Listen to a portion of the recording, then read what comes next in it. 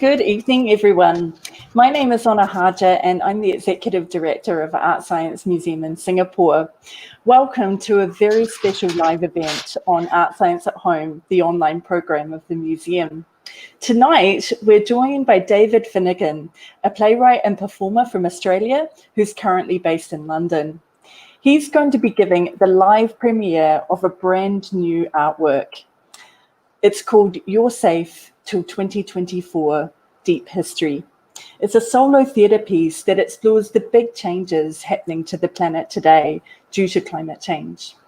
Shortly, David will be premiering the work live from London, and afterwards, he'll be joining me for a Q&A.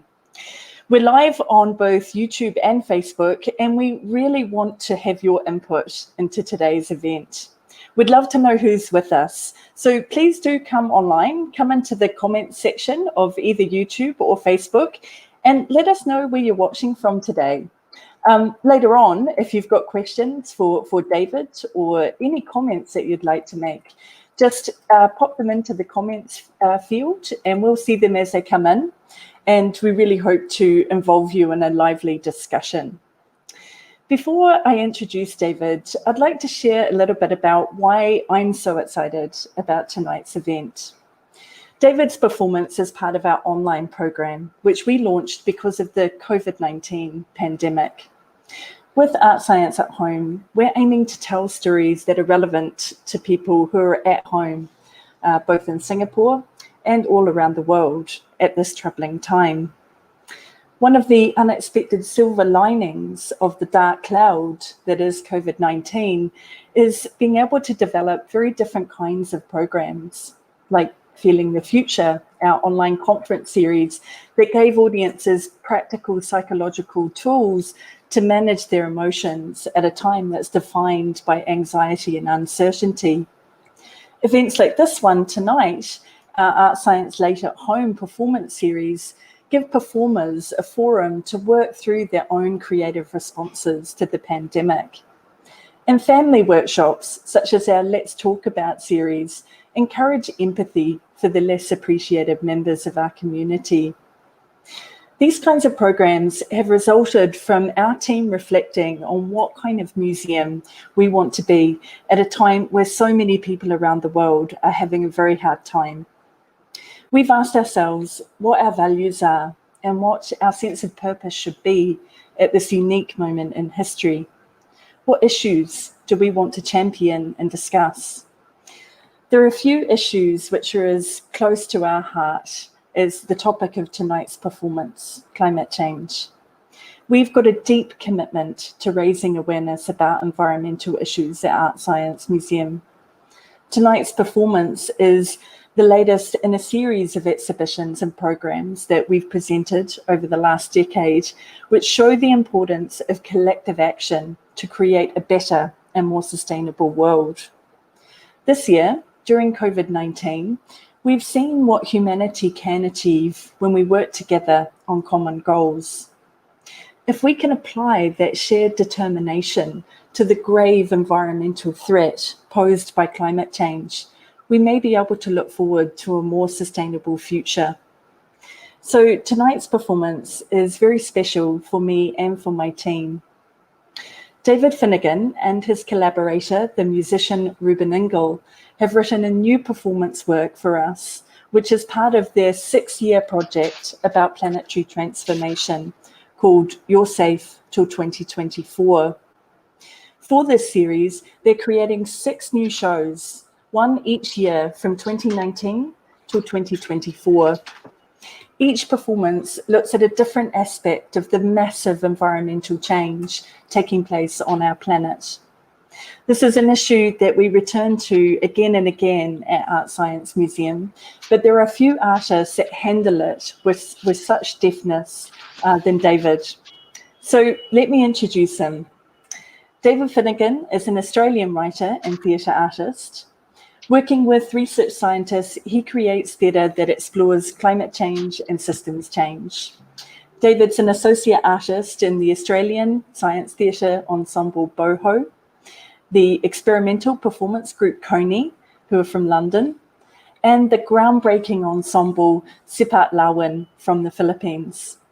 His own plays have led him to become a Churchill Fellow, an Australia Council Fellow, and winner of the Griffin Playwrights Award. Throughout 2018 and 2019, David worked here in Singapore with the Earth Observatory of Singapore on an interactive game that explores natural disasters in Southeast Asia. So he has some understanding of the unpredictability of the planet from an Asia Pacific perspective. It's my great pleasure to welcome David to ArtScience Late at Home. David, the stage is yours. Thank you, Anna.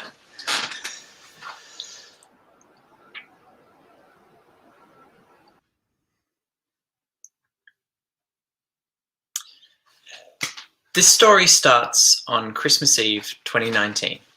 I'm walking through a London street market in the brisk weather, getting groceries for Christmas, when I get a text from my friend Jack back in my hometown of Canberra, Australia. Jack says, "Roof vents seem to be a bit smoky. Floor vents quite a lot worse. Not sure about the skylights, but I did them anyway. I can't do much about the bathroom roof or the dog door, so I'm closing off the laundry and bathroom doors unless needed." Jack Lloyd has been my best friend since we met on the very first day of high school. I've traveled around and lived in different places like a theatre hobo, and he has stayed in Canberra and raised a family and runs a theatre, but we talk pretty much every day and have done for about 25 years. In Canberra, there has been a smoke haze over the city since the middle of October. Over the last month, the air quality has deteriorated to the point of being officially hazardous, which means don't go outside unless you have to. Jack's 3 children haven't been able to leave the house to play outside all summer, so they've been going crazy, which in turn has driven him crazy. But now the smoke has started to creep inside, and while I'm walking along a London canal in between people carrying Christmas trees, Jack is trying to DIY smoke-proof his home. Hello everyone, I'm David. I'm a playwright from Ngunnawal country in Australia. What you're going to see today is an extract from a series called Your Safe Til 2024. And this episode is called Deep History. Your Safe Til 2024 is a series of plays I've been creating with musician Ruben Ingle, looking at the big changes happening in the world today. And we're making a new show every year for 6 years, ending in a big 8-hour spectacular in the year 2024. So we launched the first episode last year in 2019, and then we straight away started work on the second episode. Now for this round, I wanted to make something constructive. I wanted to make a guide for how we get through the planetary crisis. My father is an earth scientist, so at the end of last year, I approached him for his advice. And my dad said, "David, you've got to remember, humanity is an adolescent species. And like a lot of teenagers, our emotional development hasn't caught up with our physical and mental growth. As in, we haven't yet learned to empathize and collaborate with others. We're still often thoughtlessly cruel and abusive. We're still bewitched by material technology, still unconcerned about planning for the future. If you compare the life story of the human species to the life of a human individual, you can see that what's happening now, this crisis we're facing, is no more and no less than the next challenge to be survived as best we can to make it through to adulthood. So if you're an adolescent facing a big challenge, you could take a look at your own childhood. What were the key moments when you were growing up, the turning points and the crises? How did you handle them? So taking my dad's advice, I decided that this second episode would look at moments from the history of humanity, turning points, points where we changed course. And from each of these moments, we would extract some kind of moral or lesson. I wanted to create a guide for how humanity might get through this crisis. And so at the end of last year, 2019, 9 months ago, I set out to write the script. 28th of December, 2019, I get up in the morning, head to the desk, and I start writing. To tell the story of humanity, we need a protagonist. And I decide we'll have one character, and she'll reappear at each of the turning point moments. So let's imagine it's the same soul, reincarnated at different moments in history. Same personality, same character, but different situations. What's she like? Let's say she's sarcastic sometimes. She sings when she's stressed. Maybe imagine someone familiar, someone you know well, maybe someone you haven't seen for a long time, but you were close to once. So in your mind, place that person into these scenes. 12 o'clock, I open a new Word document on the laptop. Now, what's the first turning point? Where do you start the story of humanity? And I think we'll go back 75,000 years to the end of the world.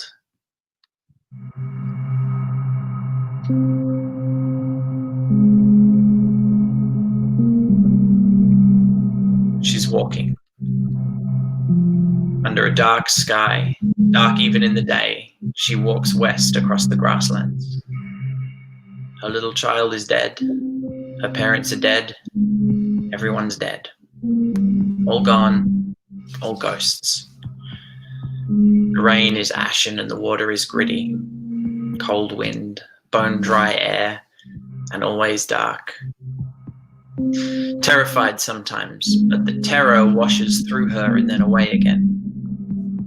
Thinking very little, just thirsty, and when she finds something to drink, hungry again. She's a ghost now, in between worlds.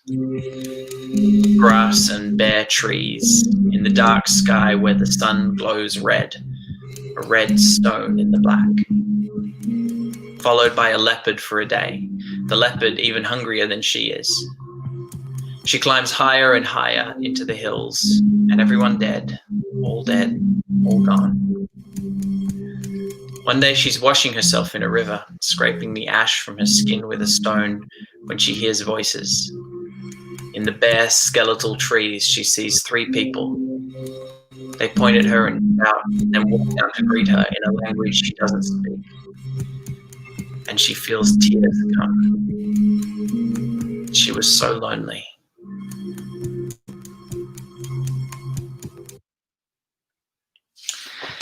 "75,000 years ago, the Toba volcano in Indonesia erupted. This was the biggest eruption in human history. So these are all the major eruptions in human history, and on the left is the Toba. It rumbled for decades beforehand and then exploded and kept exploding for 2 weeks straight. Now, something of that scale is beyond comparison. 3,000 cubic kilometers of rock blown into the sky, 10 million tons a second. A wave of lava, ash, and poisonous gas covering 30,000 square kilometers. Most of India and Pakistan covered in ash 3 meters thick. The largest tsunami humanity has ever seen. And the mushroom cloud darkened the sky over the whole earth, so the middle of the day was as dark as night under the full moon for years. And that darkness blocked the sun and kicked off 2,000 years of relentless freezing winter and drought. It nearly drove us extinct.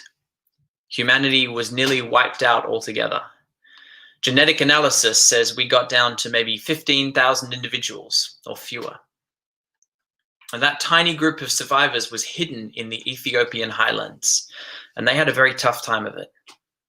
That's my great-great-grandparents were there, yours too. Everyone in the whole world traces their family tree back to this one community of a few thousand struggling humans. And how did we survive? We don't know. Maybe your great-great-grandparents helped my great-great-grandparents, and we got through it. And our numbers slowly grew, and we spread out from there. 30th of December 2019, I closed the Word document and checked the news and see that the smoke in Canberra has got worse. The air is now officially hazardous indoors. Outside, it's apocalyptic. There's a shortage of air filtering masks, and the ones that are available don't fit children or infants. I'm seeing social media posts sharing DIY techniques to filter the air in your house. East of Canberra, the fires around the Clyde Mountain are escalating and moving towards the south coast. I send Jack a text to say, did the smoke proofing work? How's the air inside the house? And he texts back, we're not in Canberra, we're in Merimbula. on the south coast, directly in the path of the fires. I text back, "What are you doing there?" He says, "We were trying to get to Ulladulla for New Year's, but then last night a fire swept 100 kilometers east, faster than any weather model predicted. Both the Bega Highway and the Snowy Mountain Highway are closed off. We can't get home." I think, "Jack, you idiot." But I say, "Are you all okay?" He says, "Deep orange sky, burned leaves falling, extremely thick smoke. It's insane that this is the safest place on the coast right now. Panic buying at the supermarket, glad to have got ahead of that. There's a swimming pool at this place. The kids would be swimming if it wasn't full of burned leaves." All right, so let's go on. I go back to the Word document on the computer. What's the next key turning point in the history of humanity? 11,000 years ago. World population is now 5 million.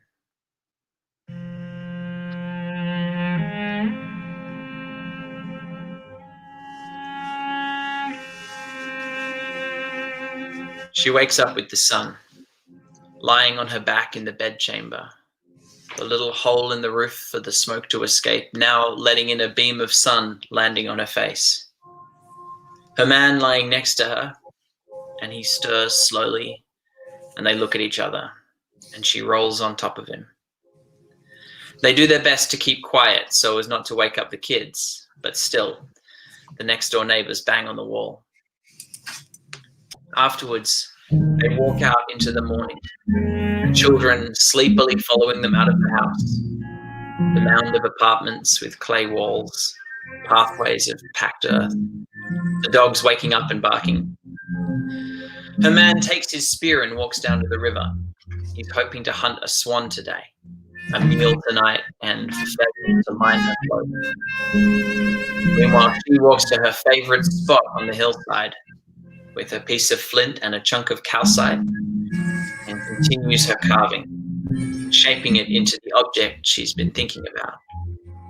Half sacred image, half dirty joke.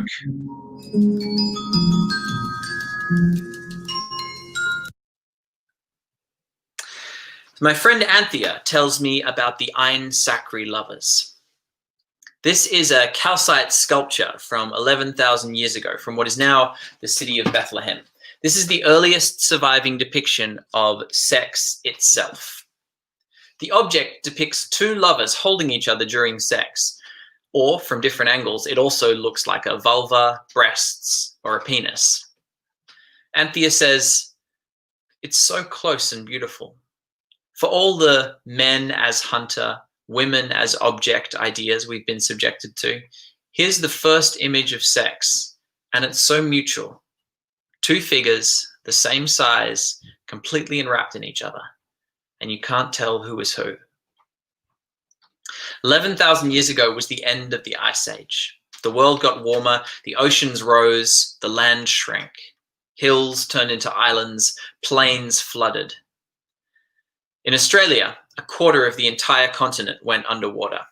In Europe, the land between Britain and France, the land they call Doggerland, slowly drowned. The huge continent of Sunderland, what is now Southeast Asia, flooded into islands, of which one is now Singapore. And all those settlements going underwater, all those people forced to leave their homes and seek refuge in other lands, welcomed or not, who knows. And as the climate warmed, we began farming and herding. We domesticated wheat and chickens, or as some people say, wheat and chickens domesticated us. We created permanent settlements, villages and towns and cities. We used the surplus of food to create a class of people who didn't need to feed themselves: priests, scribes, soldiers, rulers. We created power, not small-scale power like the leader of a tribe, but institutional power, a class system, the large-scale subjugation of women. And everywhere, along with power, came ideologies to protect power. Myths and stories and laws that tell us that the people in charge belong in charge. Did we create those things, or were they always in us, waiting for the right conditions to sprout like a seed? The Ein Sacri lovers, this depiction of mutuality, is a snapshot of the era before the first empires. This is what we lost.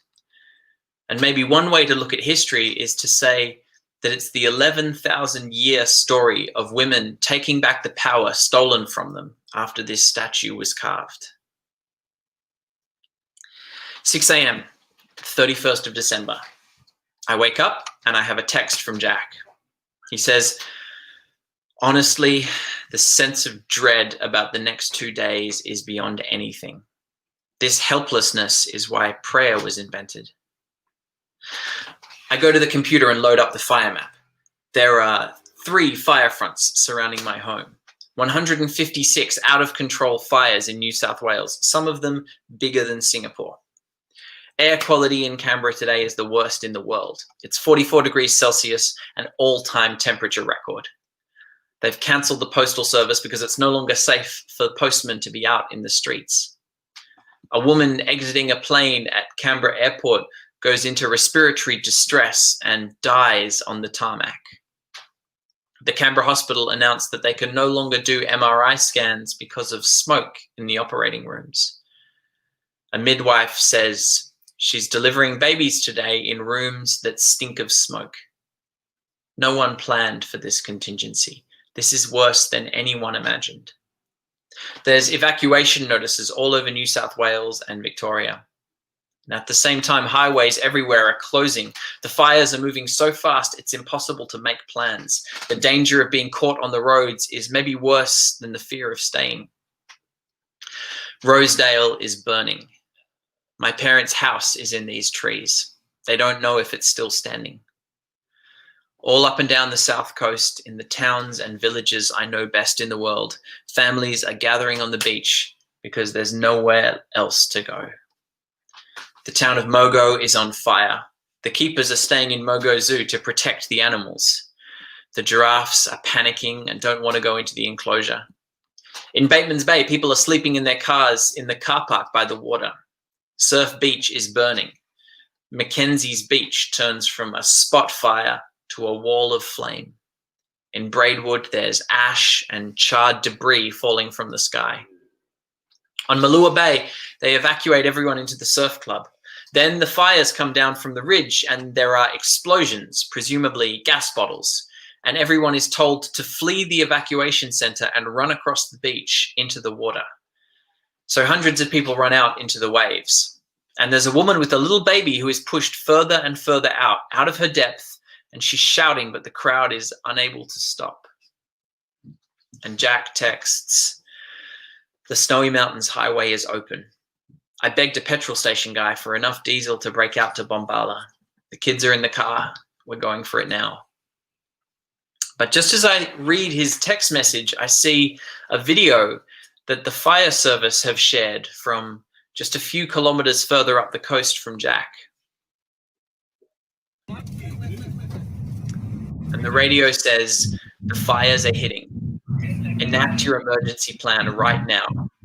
Cover yourself with a dry woolen blanket. Don't wet the blanket. The water conducts heat and you can burn yourself with steam. Enact your emergency plan right now."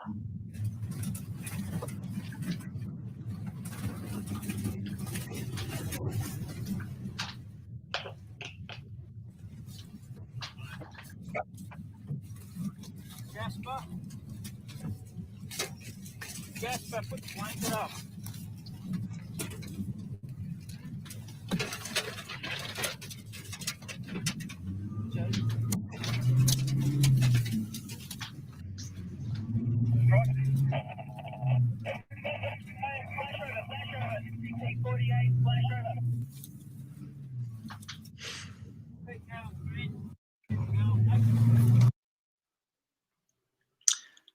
And one last time, I open up the Word document. Let's go forward again. Last turning point, 1945.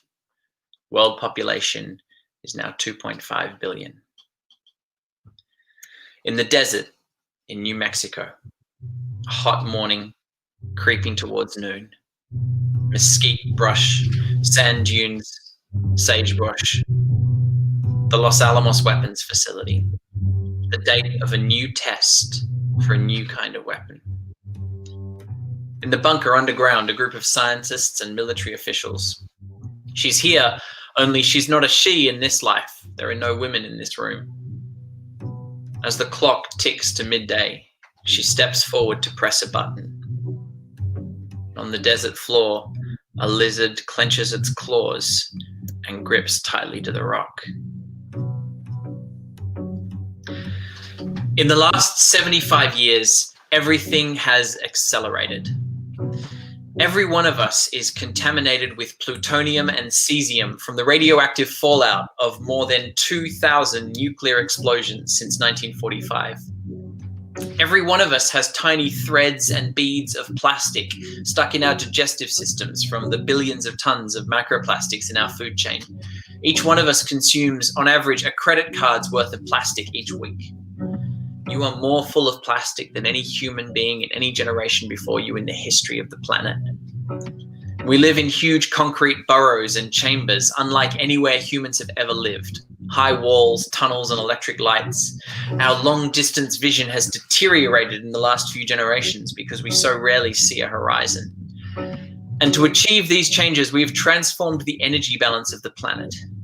In the air you're breathing right now is 415 parts per million carbon dioxide, which is trapping heat from the sun and turning the Earth into a hothouse where we may or may not be able to survive. And the human population is exploding. As of September 2020, we are now at 7.7 billion people. And money concentrates. Power concentrates. The richest 46 people now own as much as the poorest 50% of the world. Inequality has never been greater. And there's no lesson. There's no moral, because there's no plan. No one set out to change the world in this way. It's just blind instinct leading us step by step towards this cliff edge. These evolutionary deep time stories are like our modern creation myths, like Bible stories for the 21st century, but there's no moral logic behind them.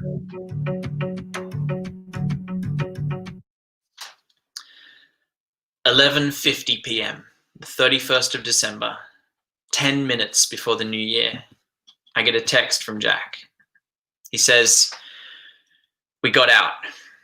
We got to Cooma and made it home from there. Everyone's safe. Happy New. Memorable holiday."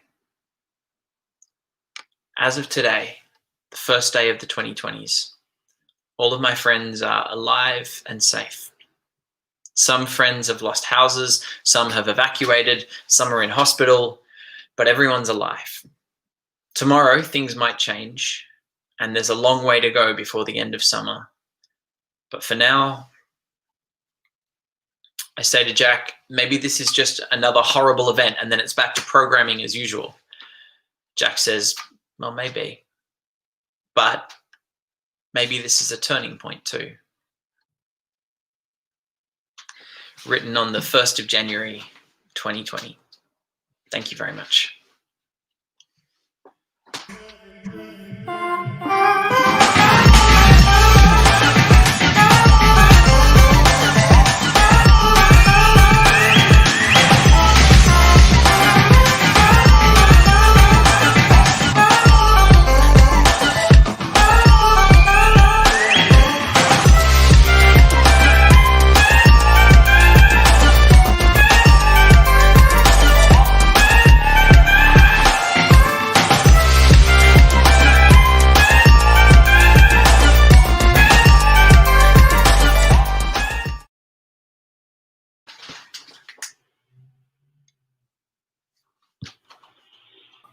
David, thank you so much for that incredible performance. I think it's rare to experience a work of art that addresses, I guess, the implications of climate change, such as bushfires and the wildfires that we now see also in California, in such a visceral and powerfully emotional way.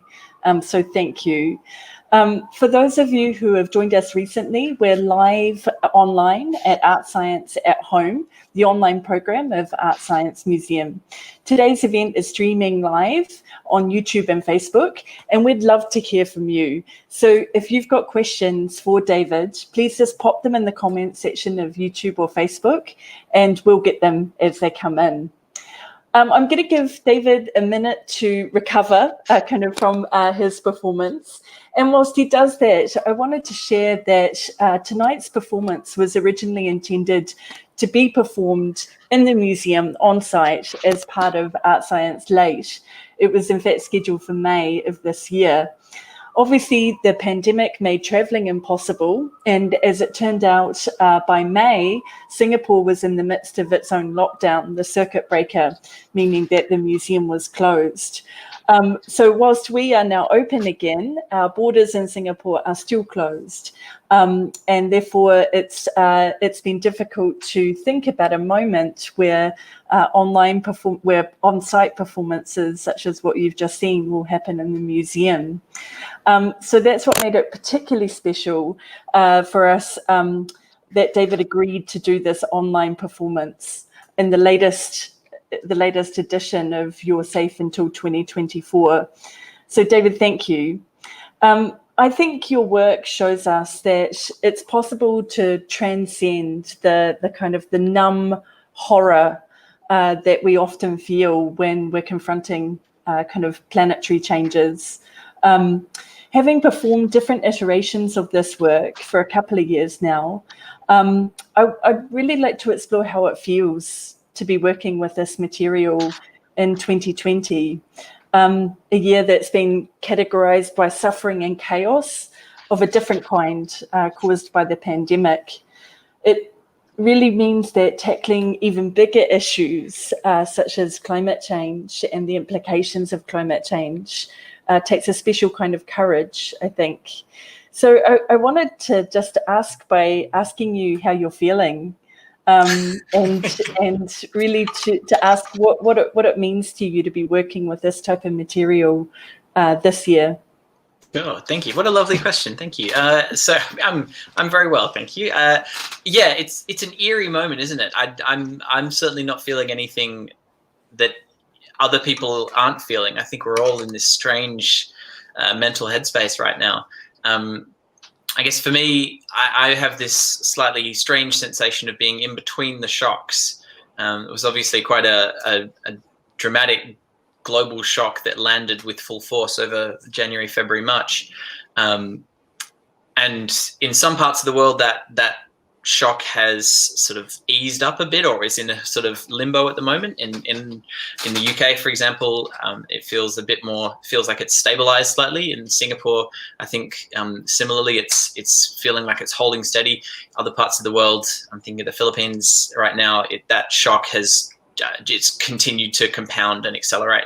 But it does feel like we're in between shocks. We're not getting out of this shock without, there are some other big things in our future and not in our distant future. We don't kind of, we've got whatever the kind of economic implications of the crisis that we've been facing are, and how they'll play out is still looming ahead of us. And of course, there are other compounding shocks. What happens when we get natural disasters on top of the pandemic, which we're already starting to see the first scenarios of. So for me right now, where I am in London, it does feel very much like we're in between shocks.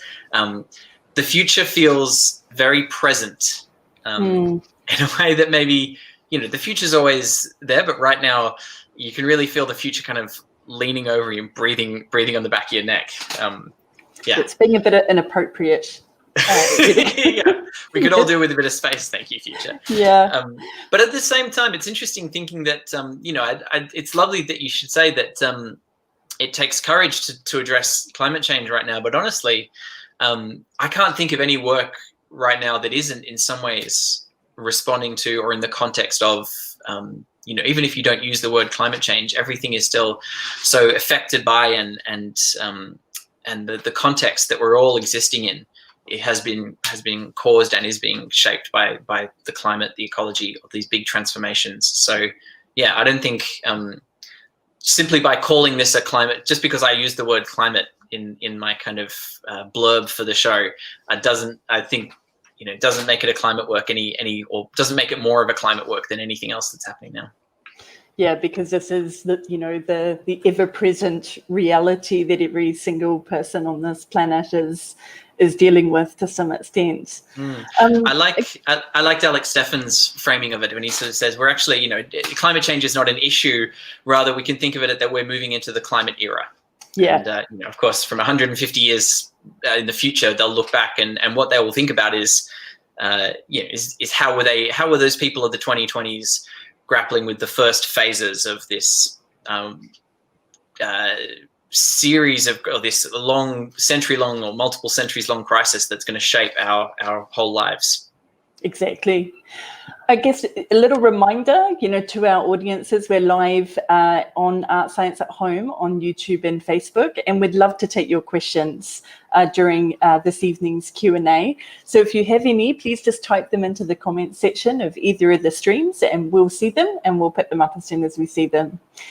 On that note, David, some of our viewers might have seen the first chapter of this work when you performed it to a closed audience here in Singapore last year at the Straits Clan, or they may have seen it in some of the other performance locations, for instance, in Australia. But some of our viewers will be encountering your work for the first time. So I'd love to talk a little bit about your story. Did you always want to be a theatre practitioner? How did you first come to theatre? And at what point did you decide to carve out a professional career in this space? Sure. So, I mean, I was always going to be a writer. That was always a thing I was passionate about. And I was drawn to theatre originally because it was a community, and I was someone who didn't have many friends as I was growing up. And theatre was a structured way to kind of meet people and get to know people and have a little microcosm of a community that you might be together for 6 weeks or however long it takes to rehearse and perform a play. You get quite close in that time. I was really drawn to that. And then something about the writing for the theatre, the kind of the pressure cooker environment of having to produce something in a hurry, collaboratively, something that works for the whole ensemble, something that audiences will respond to, something that a designer and a director and an audio artist can all make sense of. Suddenly you don't feel like you're locked away in a room writing by yourself. You're connected into all of these other art forms. So theatre is a beautifully collaborative art form. That's something that I think very early on when I was doing it, I was like, oh yeah, that's a thing I love. So I began making really terrible, independent, homegrown amateur theatre with my friends right out of high school. We formed a theatre company and we just started making shows and just kept doing it. And eventually at some point realized I was making more of my income through these sorts of projects than I was through the other work I was doing. And I guess that was the point where I said, no, this is what I'm going to be doing with my career. So I'd like to return to the topic of tonight's performance, which at its root, I think it's fair to say, is climate change and environmental issues. And this is a topic that you've dealt with before in your past work, such as the piece Kill Climate Deniers. And this performance, as you shared, is part of a 6-year undertaking to explore the transformation that the planet's going through. I wonder if you can tell us a little bit more about the series, perhaps, a few, kind of thoughts on the first chapter, some speculations on what the future kind of chapters might look like, and what inspired you to make this body of work, because I think it came from quite a kind of personal space for you. Yeah. So the series, the 6 shows in 6 years, partly it was just a sort of sense of the attempt to be ambitious. Like, what does it mean to make something really ambitious? And especially, I'm a freelance artist. I don't have a kind of a theatre company that I work with regularly, or a kind of any kind of concrete funding. I have no resources. So the idea of doing something that was 6 shows in 6 years felt like a sort of a way of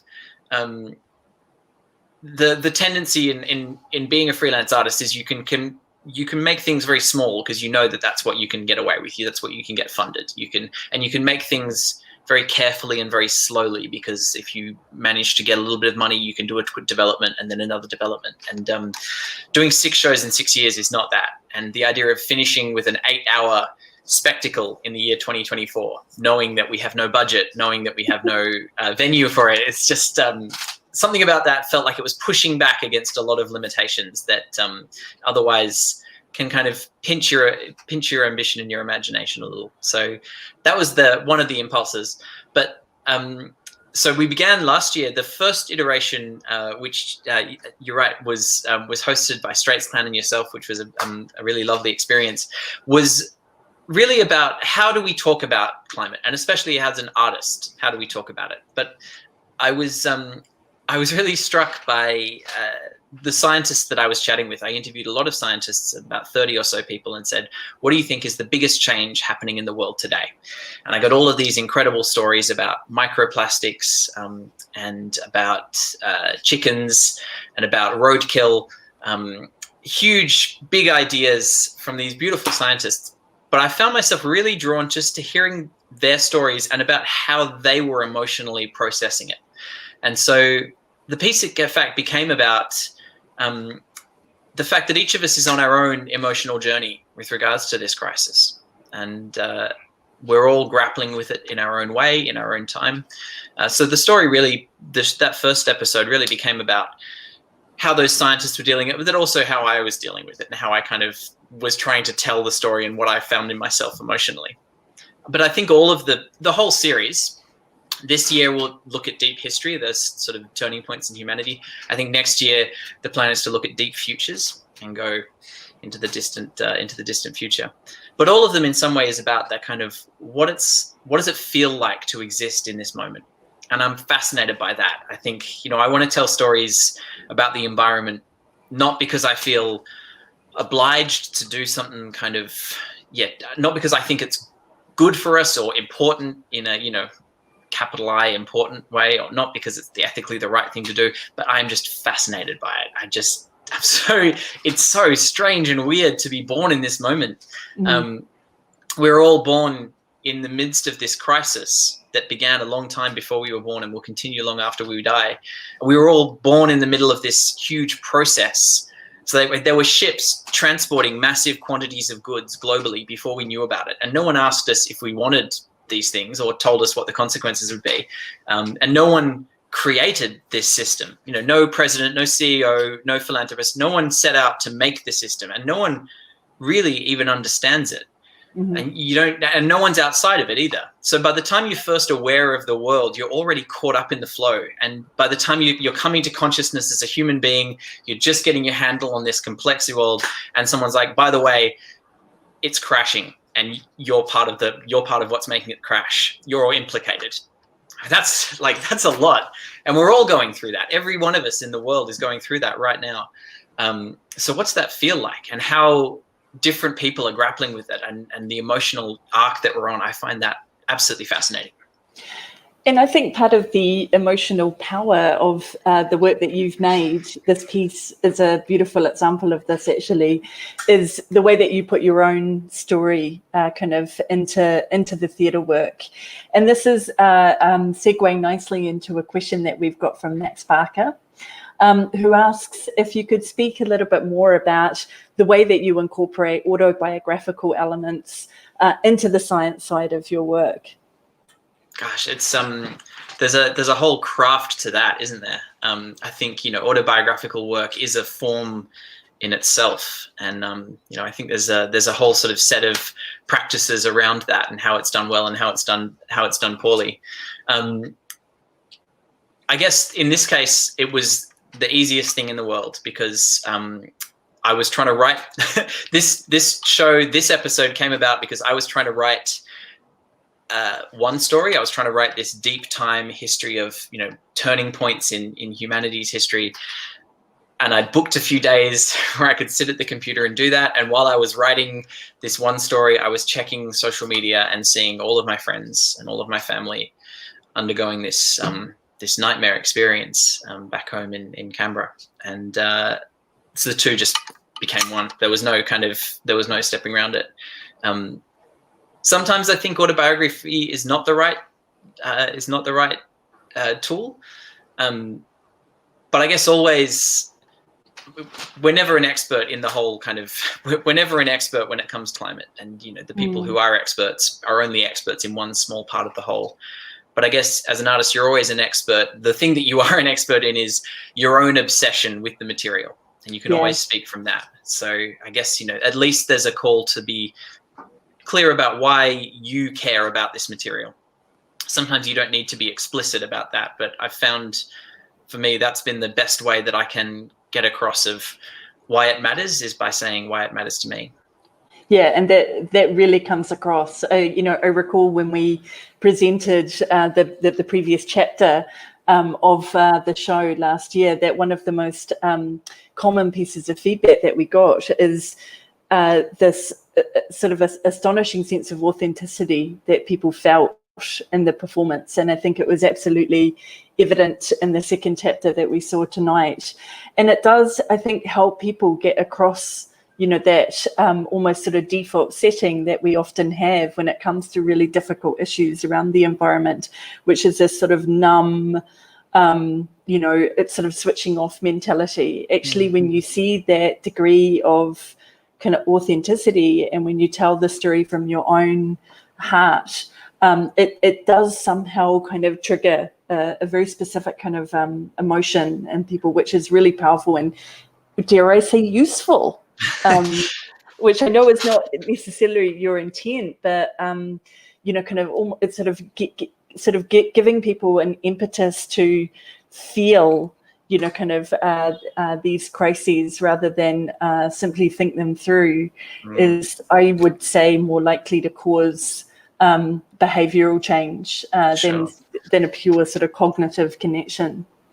I mean, we're at this moment now, because when we started doing this, probably back in the mid-2000s, we were very much doing work about the science of climate and working with research scientists.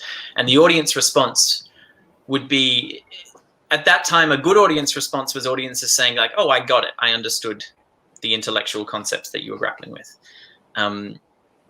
Now, 15 years later, the response that you're much more likely to get is people come and share their own stories about climate crisis with you. Everyone's got them now. This is not an abstract intellectual cognitive thing anymore.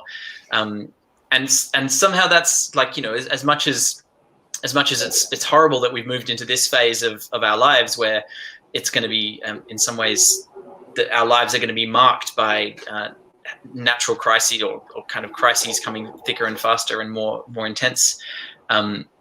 At least we're no longer talking about the environment as some sort of abstract something that scientists study. It's so clear to all of us that we are in it, and it is in us, and we're not in any way extricable from it.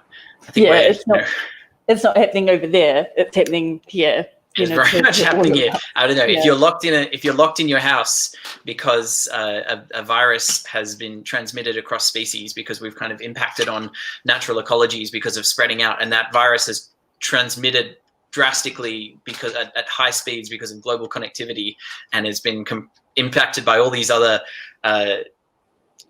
human and social systems that we've constructed. There's a clear sense that the environment is in us and it's around us. So yeah, it doesn't feel like I don't know. By sharing my story now, I don't feel like I'm doing anything unusual, but giving people permission to kind of share back their stories, which is, I'm grateful to be hearing more of them. The best thing an artist can be, I think, is provoking people to share their own thoughts and their own stories. And there are sadly so many more of them now. And on that note, if you do have any last questions or comments from the floor, we'd love to hear them. We'll have time for another couple of questions. So if you've got something to share, please let us know. We've got a question from the floor, David, and it's really around actually what you were just sharing, the very strange times that we're living in right now because of COVID-19. How's the pandemic affected you as a performing artist? Has this period changed the way that you think about performance? Are you exploring any alternatives for staying connected to your art and your audiences? Give us some thoughts on that. Yeah, I mean, it all evaporated straight away. As a theatre artist and a live performance artist, it all went. All the projects, all the plans, they went very quickly in March. So that, in some ways, was quite good. It was quite clean. There wasn't a sort of period of lots of things being maybe, will they, won't they? It all just sort of went. And now where I'm at is we're in this interesting phase of like, there's a series of tests and experiments. There's the possibility that theatre will come back in some shape or form, and probably, you know, the infrastructure of being able to go and gather at a live performance will return. Probably a lot of the institutions and companies and structures that facilitated that will not come back. That's going to be, they're not going to handle and weather the kind of economic shocks, even if they handle the kind of the epidemic itself. So there's that kind of possibility that live theatre will return. There's also this whole question of, well, how else do we tell stories in this era? Yeah. And so it's been a series of tests and experiments. I've been trialing different kinds of digital performance, different kinds of writing. I've been writing things that no one can possibly produce, but it doesn't matter because there's no one to produce them anyway. So it's really quite freeing. But I guess where I'm at the moment, I don't pretend to have any kind of concrete plans, but at this point, I think what's landed for me 6 months in very clearly is that there are good days and there are bad days. And a day when I write something is a good day, or a day when I feel okay, and a day that I can then go to bed and sleep. And if I don't write something, if I don't make some kind of work happen, if I don't sit and stare at a Word document and wrestle with it for an hour or two, then I don't get to sleep so well. So it's very much black and white, like make things, very much making things in my own head right now. But that said, you know, you have been one of the kind of the theatre performers who has done some pretty fast pivoting kind of into the online space. So as well as writing, you have been thinking about how to translate shows like this and some of your, you know, kind of existing work and new work into things which can be experienced online. So I can assure our visitors that David is not sitting around idle. He's very busy. We've got a couple of questions from the floor, and they're really good ones. So I'm going to ask the first one, and then perhaps your thoughts on that, David, and then we'll end on the last one. So this is a question from Ariel Muller. Folks react differently at this time that we're born into. Some hoard, some reach for interdependence. As artists, do we build a bridge or leave some people behind and risk entrenching a divide? Gosh, as artists, do we do anything differently as artists than we do as people? I wonder what our ethics are. As I think, you know, we could kind of remove that question from the perspective of the artists and just open it as people. Do we build a bridge or leave some people behind? I think the answer is, of course, we have to build the bridge. The practical how is a really fascinating one. It's been really striking. I don't know how you guys have found it, Ariel. I don't know how it's been for you, but for me, it felt like the first few weeks of the lockdown globally, everything broke open. There was a whole sort of suddenly ideologies that have been entrenched for my whole life, 37 years, suddenly felt freed and banished, and governments and businesses and individuals were behaving in ways that I'd never thought that they would. And suddenly it felt like everything was possible, or at least that there was an open space where different ideologies could be played out. And then not long after that, the sort of the wave of protests around race in the US again felt like there was a huge social shift that maybe the last few decades has not had the amount of change that we saw in just a few weeks. Now it feels like those big shifts are at risk of coalescing again, and how you kind of make a shift. You know, there's this how we kind of build a bridge right now. It feels like it requires energy. It feels like it requires imagination. It requires a lot of people gathering at the right time and being unignorable. And I'd say there's a lot of that's hard going. Like, I don't know about you guys, but emotionally, this has been an exhausting time. And obviously financially, it feels very precarious. Some people can't leave the house at all. Others have lost their jobs. And so how do we get the energy and the kind of coordination to build a bridge? We have to do it, but and where are the pressure points? Obviously, do we kind of lean on politicians? Is it time to be kind of making 1,000 phone calls to politicians' office, or is it time to bypass them and just get out in the streets, or is it time to be sharing stories online, or all three? And who's who do we follow? Yeah, it's a time that I feel like there's no wrong answers. I mean, beautiful thing, like from the perspective of 2030, we'll look back and be like, oh, of course in 2020 what we should have been doing was this.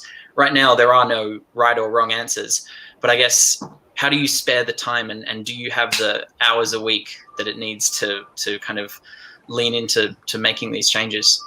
I think that I genuinely think that these types of works are part of the process of building the bridges, actually.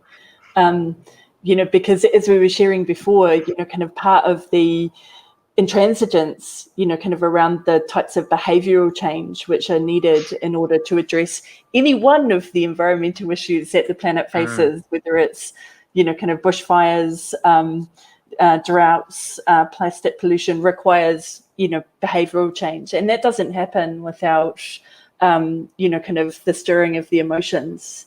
And so I really think that that's one of the things that artists are probably more gifted at doing than any other group of people. Sure. And there's a second part to it, Anna, which I just sort of throw back, which is I feel like maybe as an artist you're in a position where you can stir up or provoke those emotions, but stirred up and provoked emotions don't do anything without being channeled. And I feel like the context that something like, say, ArtScience or yourself provides is where those emotions can go to be processed and reflected on and talked out and turned into action, perhaps, or turned into something a bit more meaningful than just a sort of a brief buzz. So art in its own right without context goes nowhere, I think, but art in the right context, gathered the right people around it, can have some sort of impact.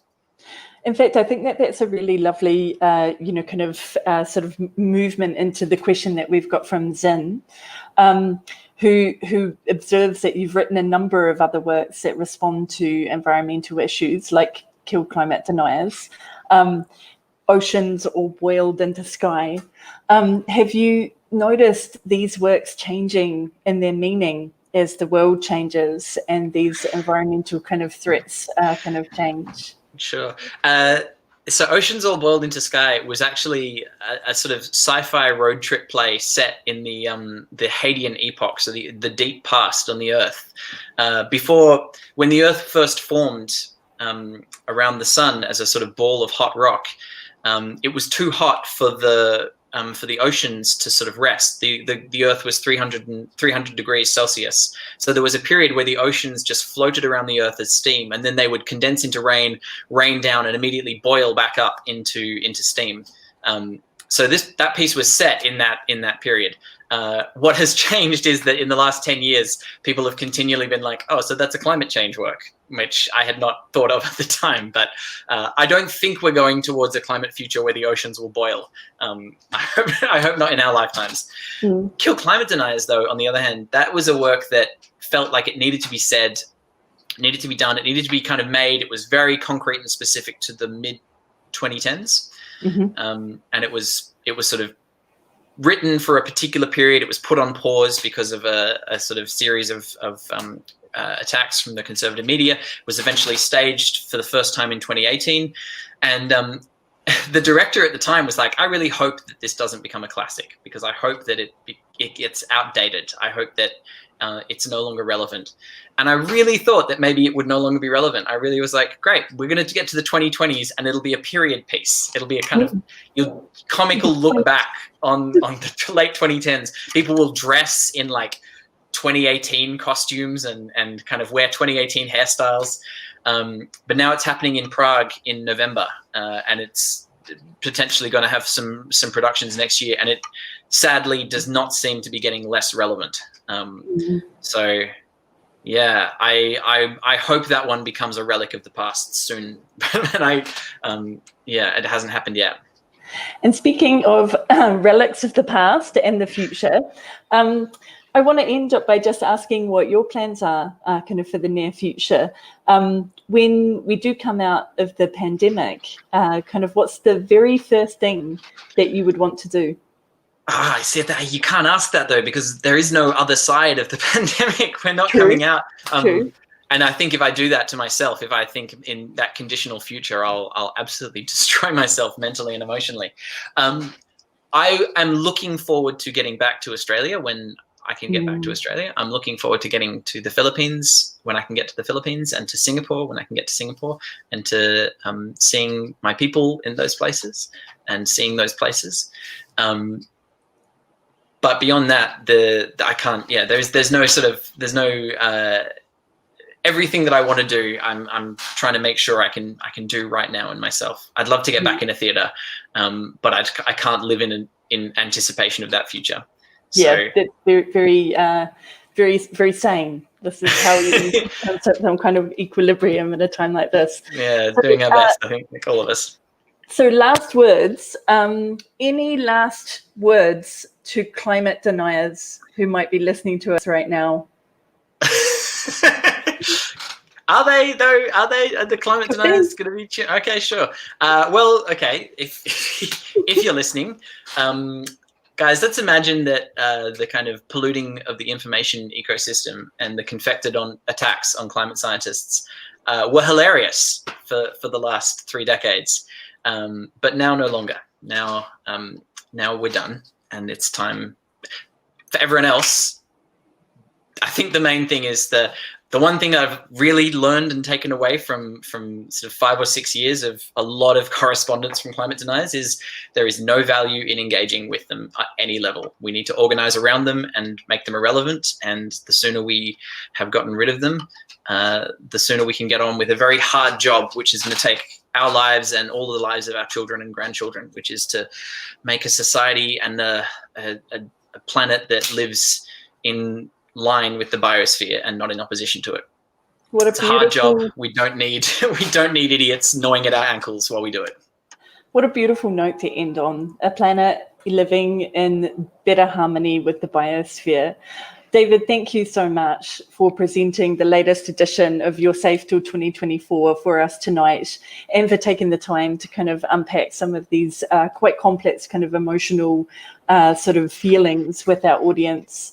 I like to say sometimes that artists can occasionally be sentinels of both hope and terror. And with this new edition of your Safe Til 2024, you've brought us both of those emotions in a way that I think is both powerful and useful.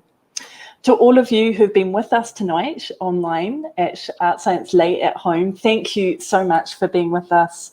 Thank you to the people who asked questions, and thanks also to those who just stayed with us and helped hold this space kind of for us. It's very unique to be presenting global premieres at this time, and it's a very special one for us. Our next ArtScience Late at Home is next month on the 15th of October, and it will be with the musician and the producer Fox. Until then, we want to encourage you to take a look at the other programs on ArtScience at Home, which range from virtual exhibition tours to online conferences, workshops, and film commissions. And if you're in Singapore, please do come and see us in the museum, which is now open. And in particular, we'd love you to come to our new exhibition, Planet or Plastic, which deals with one of the environmental topics which David explored at length in the previous edition of this performance, plastic pollution.